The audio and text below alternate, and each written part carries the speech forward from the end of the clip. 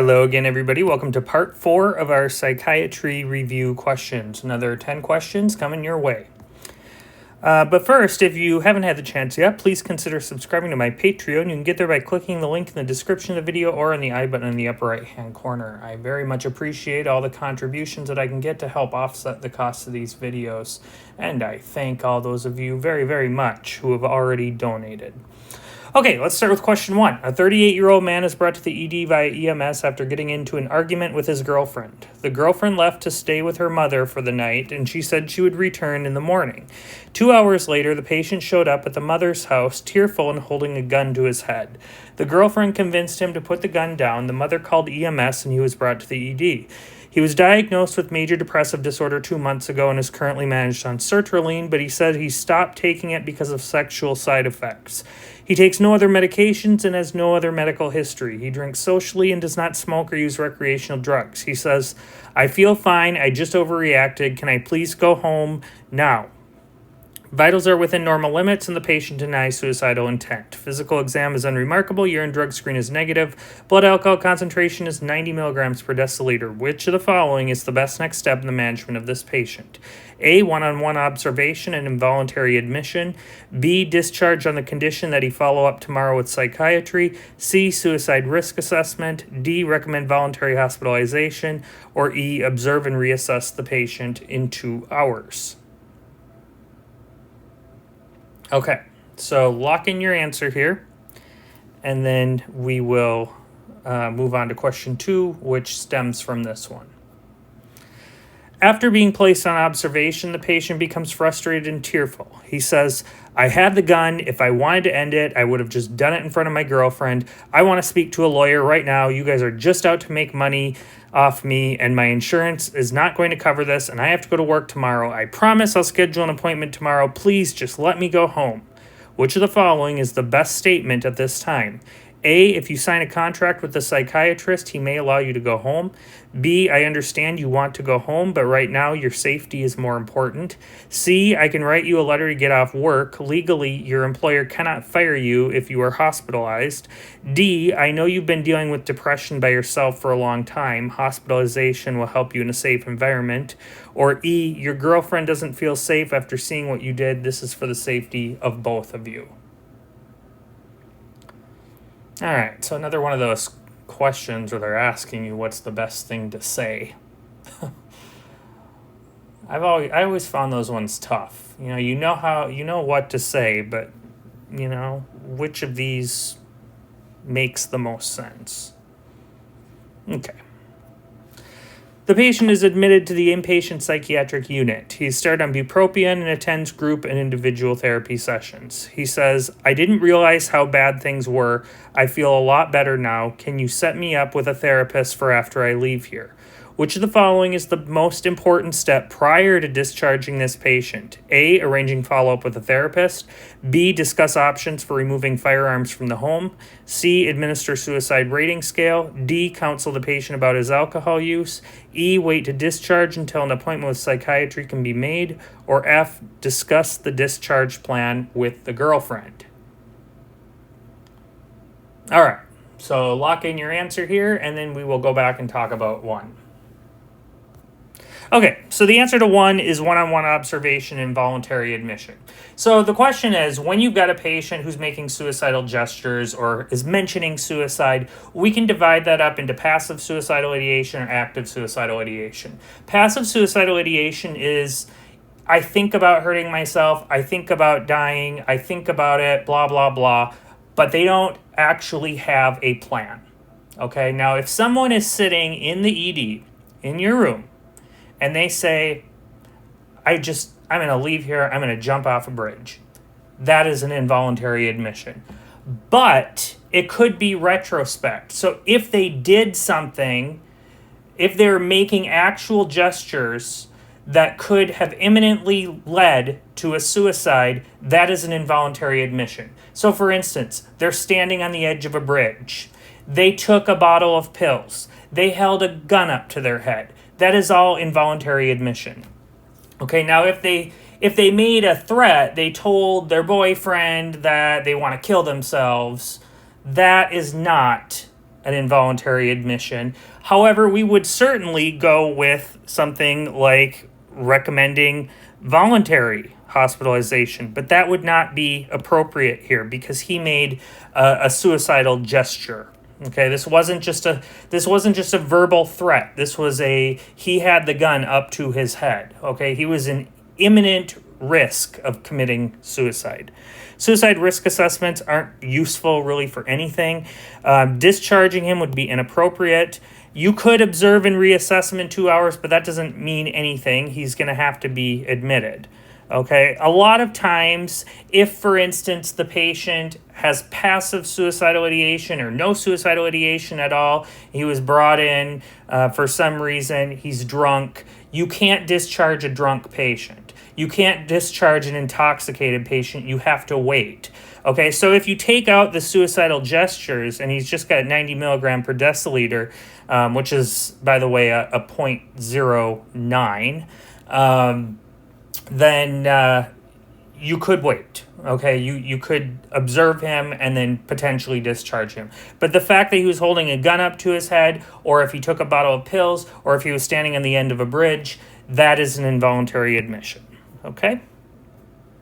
Now, the answer to 2 is to affirm, give care, and then explain why you're doing what you're doing. Okay, so you always want to affirm. You always want to, I don't want to say break the ice, but give a statement of affirmation. I understand. What you're going through is difficult. Things along those lines. You don't want to just jump right in and say, well, this is what we're doing. Okay, so I understand you want to go home, but your safety is more important. Okay, so that gets to the fact that he wants to go home and his safety is more important. Okay, why is that the wrong answer? Because that's not telling him why we are hospitalizing him. He is frustrated about being hospitalized. He's claiming that he wants to speak to a lawyer. He's making threats about his insurance. The fact is he doesn't want to be hospitalized. We have to explain why hospitalization is important. Just talking about his safety, well, he could come right back and say, well, I'll go stay with my parents, or I'll go home, I'll be fine. Okay? So we have to explain why we're hospitalizing him. Contract with the psychiatrist, he may allow you to go home. No, psychiatrist isn't going to do that. I can write you a letter to get off work. That is not getting to the problem. He's saying, I need to go to work, right? But that's not actually the issue. He doesn't want to be hospitalized. Now, that being said, if he is genuine, if he says, I want to go, I want to be hospitalized, but I don't think I can because of work, then C would be the right answer. Okay, but that's not the issue here. Your girlfriend doesn't feel safe after seeing what you did. This is just pushing the blame on him. Okay, so I know you've been dealing with depression by yourself for a long time. Is he depressed? Do we have any evidence that he's depressed? Well, he was diagnosed with major depressive disorder 2 months ago. He was put on a drug and then he stopped taking it. He likely still has major depressive disorder. We don't have any information here, but we can safely assume that that is going on and he just stopped taking his medication. Okay, the suicidal gestures, that is consistent with major depressive disorder, even though we don't have any of those notes here. Okay, so that could come up. Just make sure you're looking retrospectively at the diagnosis. Now, if this was major depressive disorder 5 years ago and he stopped taking the medication 5 years ago, maybe not. But this was 2 months ago. Okay. Now, with question 3, the answer is to remove the firearms from the home. Okay, now obviously you cannot do that by yourself. There are a number of ways that you can go about this. Ideally, you discuss this with the patient, with the family. Many of them are going to be resistant to this. In the United States, we have a very strong gun culture, unfortunately, and people are very attached to these guns.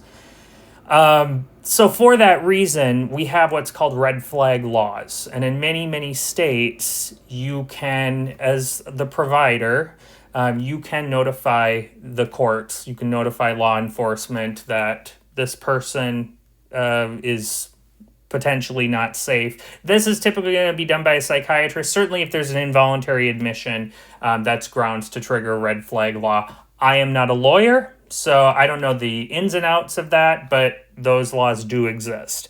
That said, having a firearm is a major risk factor for a completed suicide. Follow up with a therapist.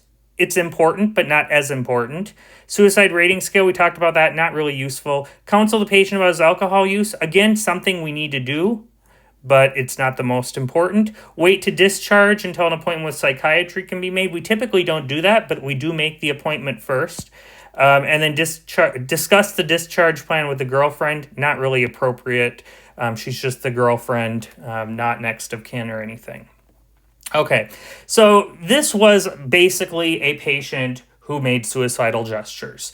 And you need to know the difference between imminent risk of suicide and a non-imminent risk of suicide. Imminent risk of suicide is really just active suicidal ideation. So they voiced an intent. They've got a large number of risk factors. What you need to do is ensure their safety in the hospital. So make sure they don't have any guns on them. Make sure they don't have any pills on them. Make sure whoever they're with doesn't have anything like that on them.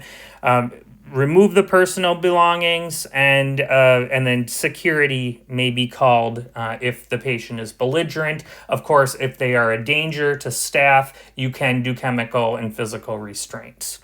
Non-imminent risk of suicide is where they show no intent. This tends to correlate with passive suicidal ideation, and here we just want to minimize the risk factors. So create a safety plan, make sure that they have people available, and then, of course, all of the above, remove access to potential means like firearms and medications. Here's your suicide risk factors. So the number one risk factor by far, and you will get asked about this, is a previous suicide attempt, previous self-harm. Okay, now that's not a modifiable risk factor. You do it once in the past, you can't undo it. So they may ask, what's the most important modifiable risk factor? Access to firearms. Okay, that's gonna come up the most. I mean, you look at these: parental suicide, can't change that. Criminal offending, can't change your record. State care in childhood, can't change that. Smoking, you can. Sleep disturbances, you might. Underweight BMI, you can. Unsecured financial debt, well, theoretically you can, but that's not really an option. It'd be great if you could just wish away your debt, but you can't do that. And so you go down the list, you see here that access to firearms is the number one modifiable risk factor. The number one risk factor overall, however, is a past suicidal attempt. Here's the source. Okay, question 4. A 65-year-old man presents to the clinic with his wife for follow-up. The patient was diagnosed with Parkinson's disease 3 years ago. At the last visit last month, significant rigidity and bradykinesia were noted, along with subjective worsening of symptoms. The patient was started on carbidopa-levodopa. The wife says that although he's walking more steadily and is able to do more on his own, she's concerned about his behavior. She says that over the past week and a half, he's been increasingly paranoid, accusing his brother-in-law of poisoning his drinks. He refuses to leave the home. When asked why, he says, "The CIA has been tracking my whereabouts, and they're the reason I have this disease to begin with." Along with Parkinson's disease, the patient has hypertension, hypercholesterolemia, and BPH. Medications include lisinopril hydrochlorothiazide, simvastatin, finasteride, amantadine, and aspirin. Vitals are within normal limits. Parkinsonian symptoms are improved since the last visit. Which of the following is the best next step in the management of this patient? A, add haloperidol. B, add risperidone. C, decrease dosage of amantadine. D, decrease dosage of carbidopa-levodopa. Or E, discontinue amantadine and add aripiprazole. Okay. So the answer is to decrease the dosage of amantadine. What do we know about carbidopa-levodopa and amantadine? They are dopaminergic. Okay, now we know that there is a very important balance of either having too much dopamine or not enough dopamine. We know that in Parkinson's disease, there's degeneration of dopaminergic neurons. So your level of dopamine is going to be a little bit lower as far as what your brain can utilize, what your basal ganglia can utilize. So the goal then is to increase the available amount of dopamine, and that's why we give carbidopa-levodopa and amantadine and some of those other drugs that you run into with Parkinson's. However, if you go too far, then you have too much dopamine. And what do we know about a condition in psychiatry that we give anti-dopaminergic drugs to? Psychosis, right? And remember, what happens if you give too much antipsychotic? What do you cause? Movement symptoms, Parkinsonian symptoms, adverse effect. So you can see there's kind of a balance that you have to run here. And we can see that this patient is 65 and he's becoming paranoid. Do you think he's developing schizophrenia? No. This is a side effect of the medication he's on. He's on carbidopa-levodopa and he's on amantadine. These other drugs, they don't cause that. Okay, lisinopril hydrochlorothiazide, no. Simvastatin, finasteride, aspirin, they don't. Okay, carbidopa-levodopa or amantadine. Which one would we want to draw back first? Amantadine. Carbidopa-levodopa is the most effective medication for Parkinson's. Okay, so the idea here is that we want to reduce his medications down to the smallest amount that's effective. So we might be going too far here. Okay, adding an antipsychotic would precipitate Parkinson's symptoms. We don't want to go there. So A is out, B is out, and E is out. Now D, decreased dosage of carbidopa-levodopa, like I said, that is the most effective medication. So we want to keep him on that. The answer is C. So here's how you can go about this. So this patient, he was psychotic. And the first question you need to ask if you have a patient who's got Parkinson's who's psychotic is this delirium? Is this dementia? And with delirium, there's going to be some kind of underlying cause. Usually they're already going to be hospitalized. They may have pneumonia. They may have a urinary tract infection. They may be on some other medications. There's a number of ways that you can become delirious. Dementia, usually more insidious. Do have to keep an eye on it for Parkinson's because there is dementia related to Parkinson's. So you have to ask yourself that. Is there anything that may be reversible, maybe a separate diagnosis? If the answer is no, then you ask, okay, how bad are the symptoms? If they're minimal, you can monitor it. But this guy, he's having some pretty significant symptoms. He's very paranoid. He's afraid that his brother-in-law is poisoning his drink. These are going to impair your ability to function. So we wouldn't call those minimal symptoms. The next thing we ask is, would this improve with reduction or discontinuation of non-Parkinson disease medications? Well, we know that the answer here is no. Decreasing simvastatin, decreasing finasteride, not going to help. Okay, so now we go down. Would this improve with a reduction or a discontinuation of Parkinson medications? Well, what is he on? He's on carbidopa-levodopa and amantadine. You can go down this list. You can memorize this if you want, but what I would remember is that carbidopa-levodopa is the most effective and anticholinergics are the least effective. So you want to keep him on carbidopa-levodopa. Anything underneath that, so any of this, you can discontinue or you can reduce the dosage. But carbidopa-levodopa is the one we want to keep them on because it is the most effective. Now, if you've tried reducing the Parkinson medications and it hasn't been effective, they're continuing to be psychotic, then you can, at that point, start an antipsychotic, ideally one with low D2 antagonism, and that would be things like Seroquel and Clozaril. Okay, so this is a little bit advanced for step 2, but it should give you an idea of how to manage psychosis in Parkinson's. Okay, this is challenging, but what I want you to take away from this is carbidopa-levodopa is the last drug we would want to monkey around with because it is very, very effective in Parkinson's. Okay, question 5. A 38-year-old man presents for a routine physical exam. During the visit, he is curt, guarded, and refuses to answer several questions about his medical history, stating, "You probably want to use this information against me somehow." He denies any current medical complaints, but appears tense and hypervigilant throughout the interview, frequently scanning the room and refusing to make eye contact.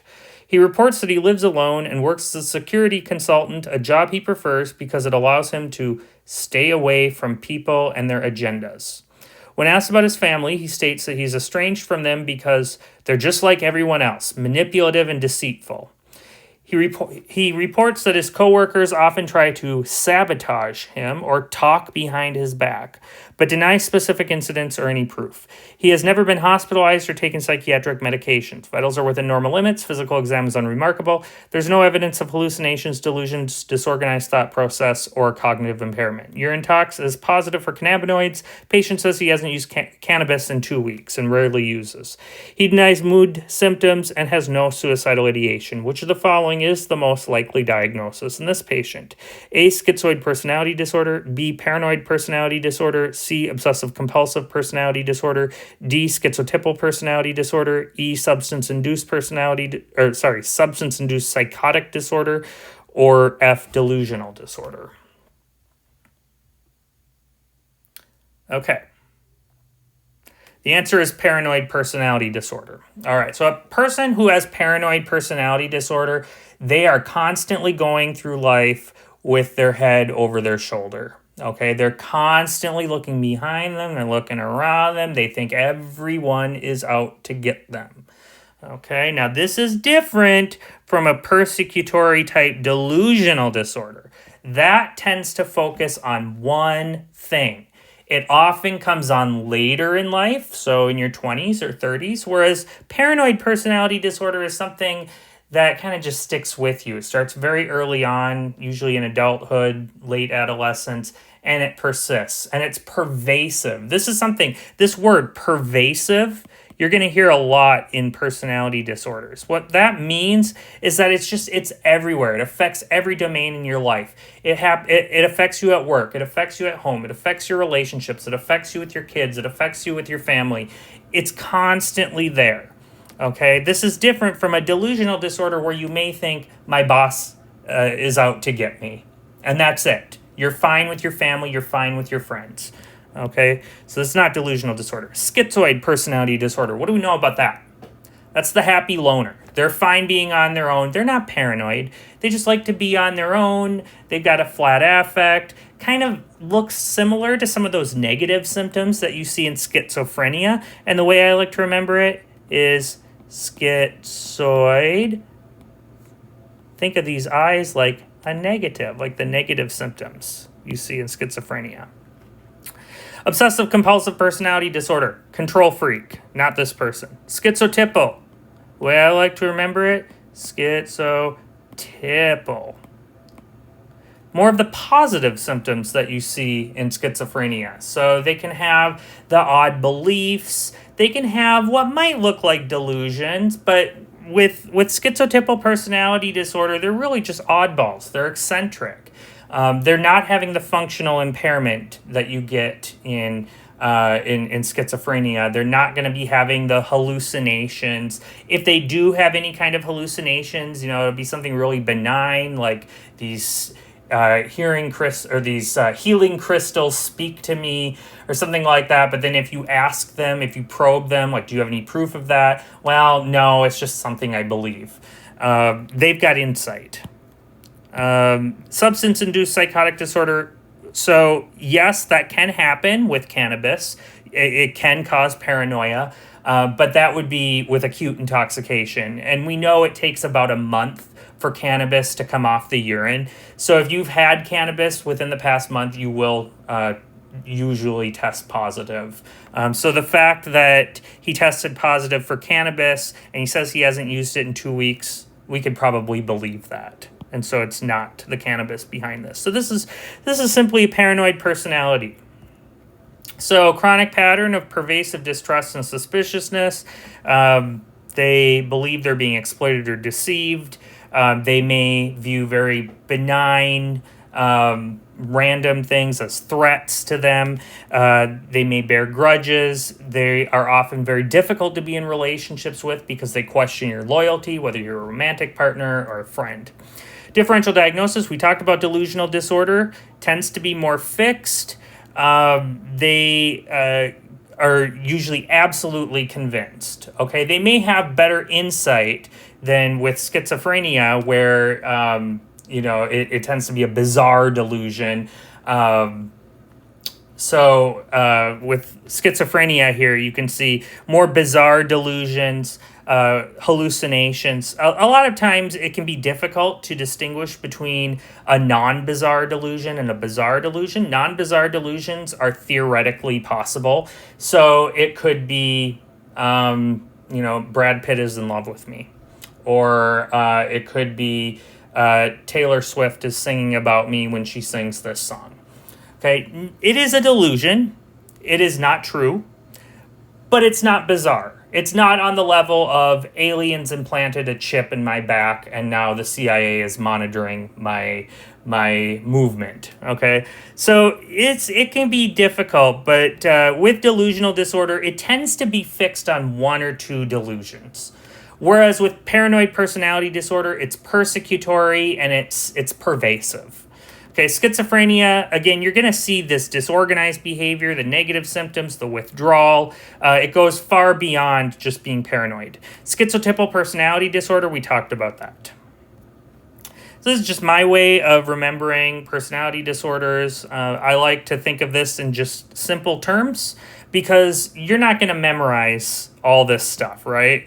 You want to have an idea of how these people look. And then at that point, you also want to make sure you're differentiating other potential diagnoses. Because on the hierarchy of psychiatric diagnoses, personality disorders are towards the bottom, down there with adjustment disorders. So if there's any reason to believe that the patient is actually psychotic, then you need to go with something like schizophrenia or schizophreniform or a brief psychotic episode or something along those lines.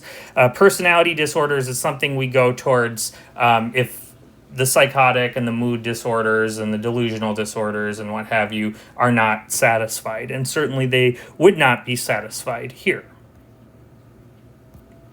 Okay, question 6. A 37-year-old woman presents to the clinic for follow-up after an adjustment to her medications. She has a history of schizoaffective disorder and has been hospitalized multiple times over the past 10 years. Her most recent hospitalization was 2 years ago. She lives in a group home and works as a custodian at a business office. She has been well controlled on lorazepam and valproic acid. The lorazepam dosage was increased by her psychiatrist last month as her auditory hallucinations and social withdrawal were worsening. She says that since her medication increased, the voices have gotten quieter and I feel like I can live my life more. No other past medical history or medication. She lives in a group home. Vitals are within normal limits. During the exam, she's restless, taps her foot throughout, and shifts around in her seat. When asked about this, she says, I just can't relax. I always need to be moving. Physical exam is otherwise unremarkable. Which of the following would most likely improve this patient's new symptoms? A, discontinue lorazepam and switch to flufenazine. B, add deutetrabenazine. C, add propranolol. D, add amantadine. E, add diphenhydramine. Or F, add an iron supplement.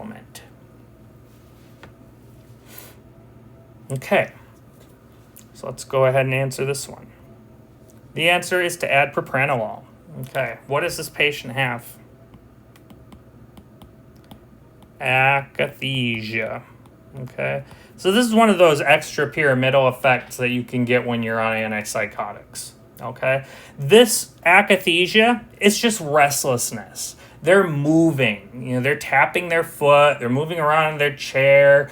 It is different from tardive dyskinesia, the lip smacking and the jaw movements. That is different, okay? Akathisia is restlessness. They look like they gotta pee, okay? They're sitting there and they're moving around, they're doing the potty dance. That's akathisia, okay? Tapping their foot, maybe it looks like they've been on a lot of caffeine or something. And for akathisia, we can do either benztropine, we can do a beta blocker, or we can do a benzo. Okay, now beta blockers tend to be better because they have fewer side effects and they're not going to cause sedation, they're not going to cause anticholinergic effects. So we usually go with a beta blocker. And a lot of times, some of these patients may have high blood pressure, so you could kill two birds with one stone. So the answer is C, propranolol. Discontinuing the antipsychotic would likely cause a worsening of her symptoms. Even if you switch to another antipsychotic, there's no guarantee that one's going to work. Deutetrabenazine, what's that for? So deutetrabenazine would be for tardive dyskinesia. Amantadine, that's for Parkinson's. Diphenhydramine can be used for some movement issues, but not for this one. We'll talk about that in a little bit. Iron supplement. Okay, so if this were a patient who weren't on antipsychotics and they described an uncomfortable sensation in their legs, difficulty sleeping, especially when you're dealing with a 37-year-old woman who may be iron deficient, you're thinking restless leg syndrome, you would want to get an iron panel. If she's iron deficient, add the iron supplement. But that is not what's going on here. So here you have it. So here's some of your extrapyramidal symptoms, how we manage it. So acute dystonia, that's sudden and sustained contraction. So it's not the restlessness moving around. It's not the lip smacking and jaw movements that you see in tardive dyskinesia. This is acute and it's a sustained contraction. Benztropine or diphenhydramine. Akathisia, that's what we already saw. Parkinsonism, basically you're getting Parkinson's symptoms. So you get the tremor, the rigidity, the bradykinesia. You can do benztropine or amantadine. Very similar to how we would treat Parkinson's. Tardive dyskinesia, that's going to be valbenazine or deutetrabenazine. And we already talked about what that is. So this patient was right here. Benztropine, beta blocker, or benzodiazepine. And I don't think any of those were on there except for, the beta blocker. Okay. Now, another option that you can do if they're on a first-generation antipsychotic for whatever reason, like Haldol, switching them to a second-generation antipsychotic may be an option. Reducing the dosage could be an option. I don't expect you to be asked about that on the USMLE because psychiatrists will be taking care of that. But what you should know, a few things. Benztropine can be used for any of the extrapyramidal problems except for tardive dyskinesia. Diphenhydramine is probably going to be used the most for acute dystonia. Remember, with akathisia, it's restlessness, so you just give something that kind of sedates them, like a beta blocker or benzodiazepine. With Parkinsonism, just think amantadine because that's given for Parkinson's, and then TD is the other two drugs we don't see anywhere else.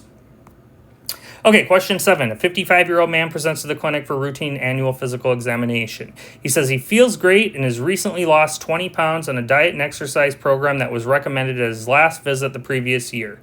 He has no complaints at this time, but does have questions. 6 months ago, his father was diagnosed with Alzheimer's dementia, and the patient asks, I'm terrified of getting this. My grandpa had it, now my dad has it, and I'm afraid I'm next. I've seen advertisements for ginkgo biloba, turmeric, vitamin E, resveratrol, and fish oil, but I wanted to get your opinion before I start. Smart patient.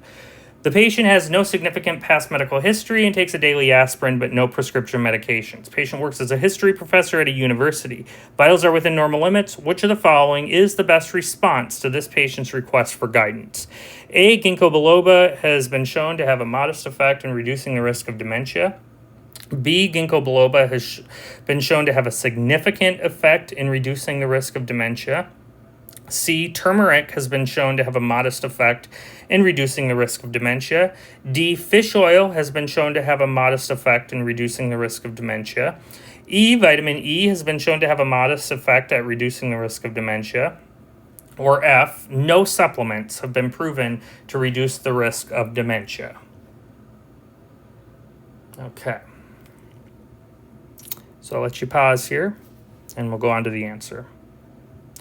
No supplements have been proven to reduce the risk of dementia, and it is that simple, okay? That's all you need to know. There's really nothing complicated about this question.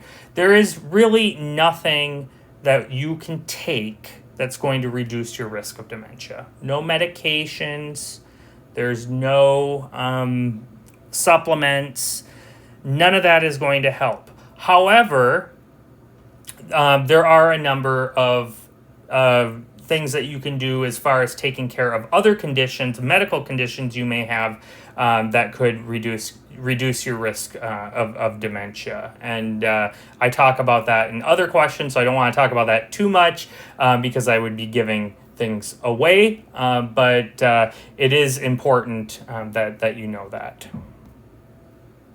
Okay, question 8. A 17-year-old girl presents to the ED after parents witnessed a fall while she was painting her bedroom. The parents say this has never happened before, and they're convinced she didn't trip over anything. She just fell.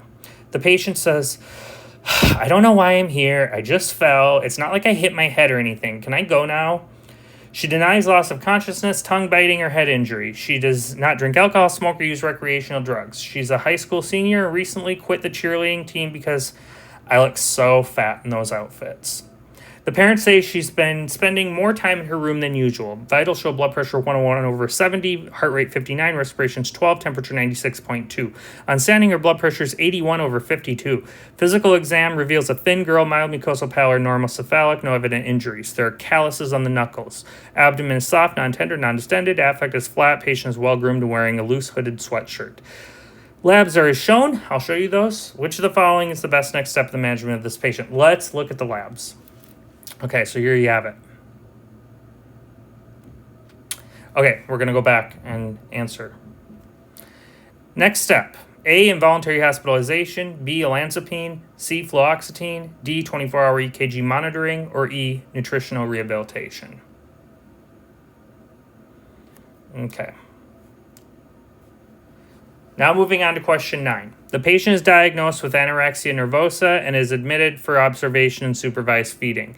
Thiamine is administered. After 2 days of hospitalization, you're called to her room as she's experiencing shortness of breath and orthopnea. Vitals show blood pressure 109/68, heart rate 75, respirations 22, temperature 98.6. Bibasilar crackles are appreciated, dullness to percussion at the lung bases. Pitting edema bilaterally at the ankles. Labs are as shown. Which of the following is the best next step in the management of this patient? Let's look at the new labs. Okay, so what do you see here? So what do we want to do next?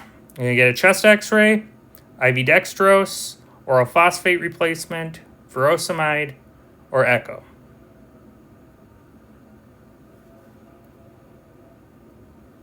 All right, so the answer to question 8, you probably already gathered, is involuntary hospitalization.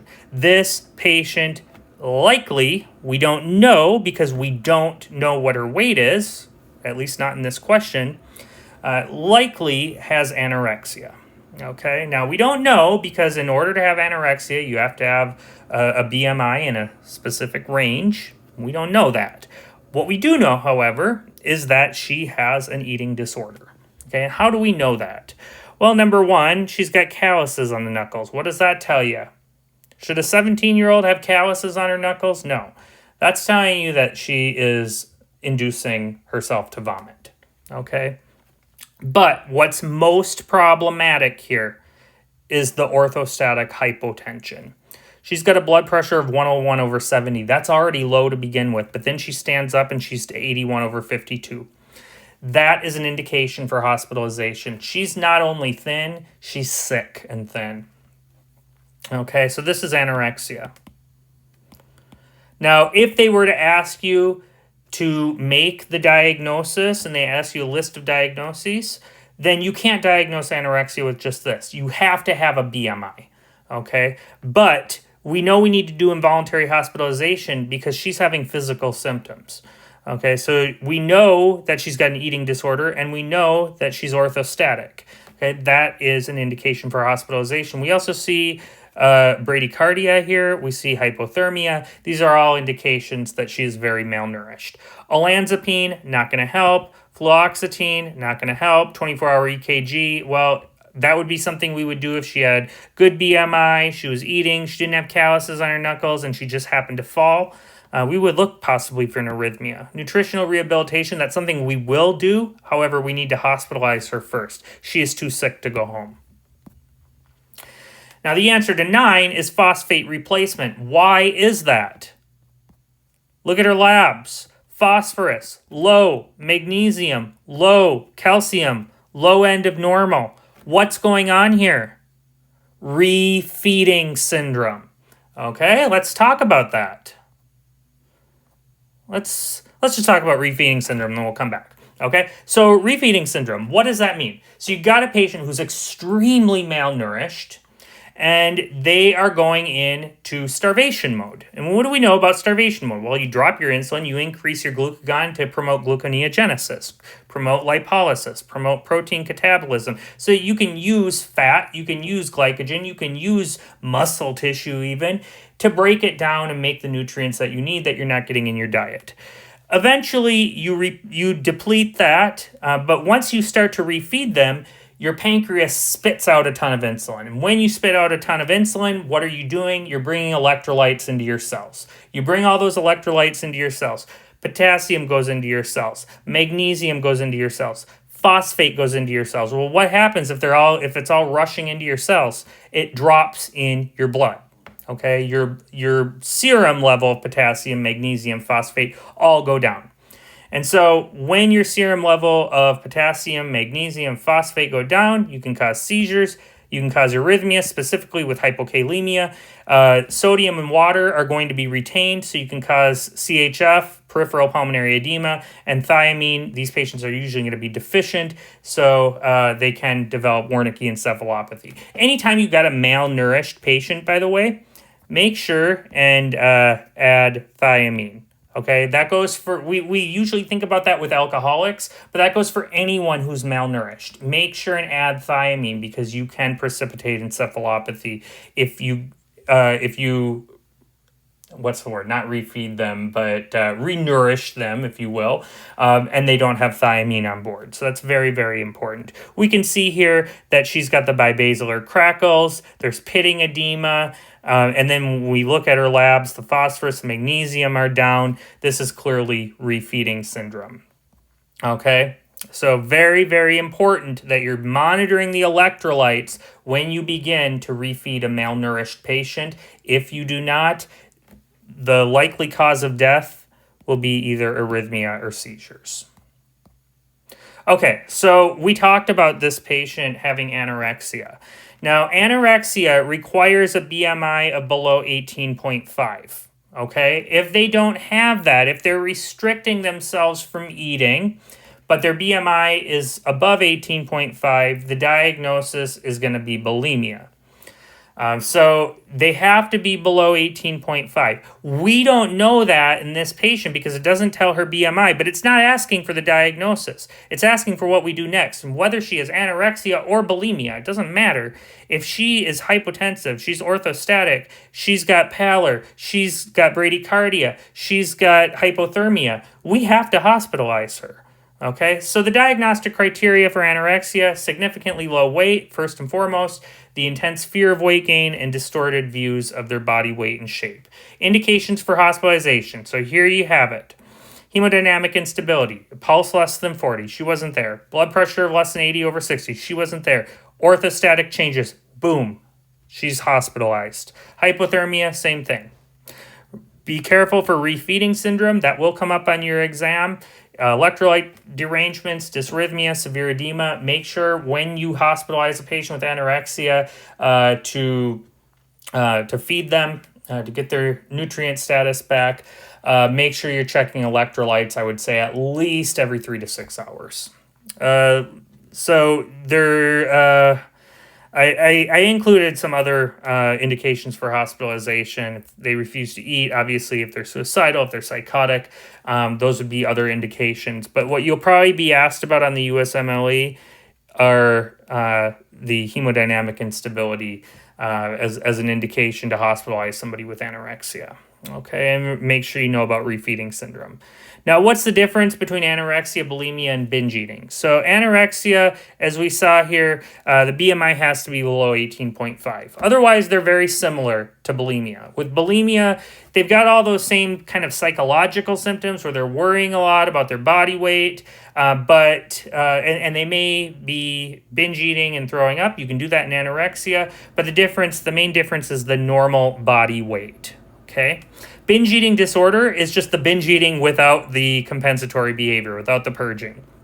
Okay. So for anorexia, it's going to be cognitive behavioral therapy, nutritional rehabilitation. If it's refractory, you can do olanzapine. With bulimia, it's the same thing. However, fluoxetine is typically given in combination with cognitive behavioral therapy. Okay, so it's treated a lot like depression.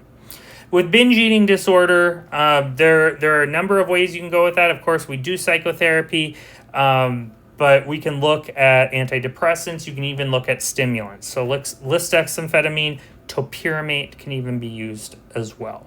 Okay, so when you're asked about these three, just remember anorexia, you got to be very, very underweight. Bulimia, similar to anorexia, but they're not underweight. And binge eating, just lack of control. Okay, it's like they're always on cannabis. Okay. All right, so we talked about refeeding syndrome. All right, let's finish up with question 10.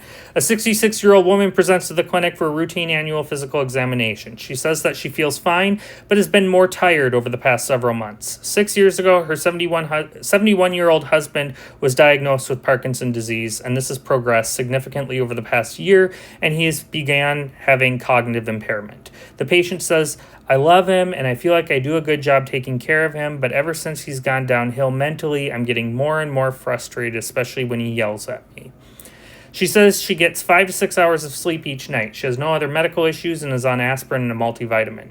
She doesn't drink alcohol, smoke, or use recreational drugs. She's retired. She enjoys spending time with her friends, but she hasn't done that in several months as she's too tired and busy. Vitals are within normal limits. Physical exam reveals a fatigued-looking older woman who's well-groomed and pleasant. Remainder of the exam is unremarkable. CBC, BMP, and TSH are within normal limits.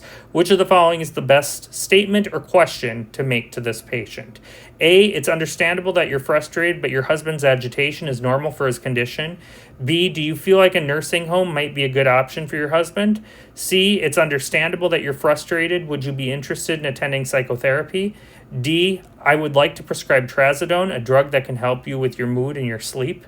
Or E, it's understandable that you're frustrated. Let's talk about some options that could help you care for your husband. All right, so our last question here. Let's go on and look at our answer. So the answer is E. Okay, so with these questions that ask you how do you respond to patients, it's generally affirmation and a suggestion, or affirmation and an open-ended question. Okay, you don't want to run the conversation. You want to keep it open to the patient. So A, it's understandable that you're frustrated, but your husband's agitation is normal for his condition. Okay, that's not getting to the concern. What's her concern? Okay, well, number one, she's frustrated. She's not getting enough sleep. She's not doing what she enjoys, spending time with her friends. So this is a problem. This is caregiver fatigue, and you see it all the time. And the problem is, I mean, you can see it in anyone, but you often see it in older people. Older people who already often have medical issues of their own to deal with. So this is a big problem. She's tired. She's not getting enough sleep. She's probably not eating properly. If you look at her weight chart, it might be up and down.